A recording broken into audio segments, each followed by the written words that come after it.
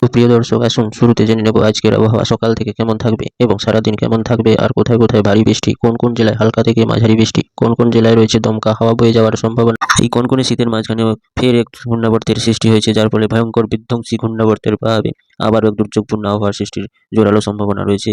এবং এই ঘূর্ণাবর্তটি আরও শক্তিশালী বাড়িয়ে ক্রমশ আঘাত এনেছে নেলোর এবং চেন্নাই উপকূলবর্তী জেলাগুলোতে, যার প্রভাবে তিরুপতি এবং প্রোডুটর এবং নিলোর চেন্নাই এসব জেলাগুলোতে প্রবল ঝড় বৃষ্টির শুরু হয়ে গেছে এবং ভারী থেকে অতি ভারী বৃষ্টির শুরু হয়ে গেছে। আর এই ঘূর্ণাবর্তটি ক্রমশ অগ্রসর হবে বিশাখাপট্টনম সহ ভুবনেশ্বর, তারপরে আছড়ে পড়ার জোরালো সম্ভাবনা রয়েছে পশ্চিমবঙ্গের উপকূলবর্তী জেলাগুলোতে, যার প্রভাবে ফেরও আবারও এক দুর্যোগপূর্ণ আবহাওয়া সৃষ্টির সম্ভাবনা রয়েছে পশ্চিমবঙ্গে। এবং দেখতে পাচ্ছি তার পরবর্তীতে ঢাকা দিয়ে ক্রমশ এগিয়ে যাবে এবং এগিয়ে গিয়ে ঢাকার উপকূলবর্তী জেলাগুলোতে আবার এক ভারী দুর্যোগপূর্ণ এবং জোরালো বৃষ্টিপাতের এক আশঙ্কা প্রকাশ করলো আবহাওয়া দপ্তর, যার প্রভাবে কলাপাড়া এবং মাতবাড়িয়া, হলদিবাড়ি, চট্টগ্রাম, ময়মনসিংহ এইসব জেলাগুলোতে আবারও এক অতি ভারী বৃষ্টির সম্ভাবনা রয়েছে। এবং ঘূর্ণাবর্তটি ক্রমশ শক্তি বাড়িয়ে বাংলাদেশের দিকে অগ্রসর হওয়ার এক জোরালো সম্ভাবনা জারি করলো আবহাওয়া দপ্তর।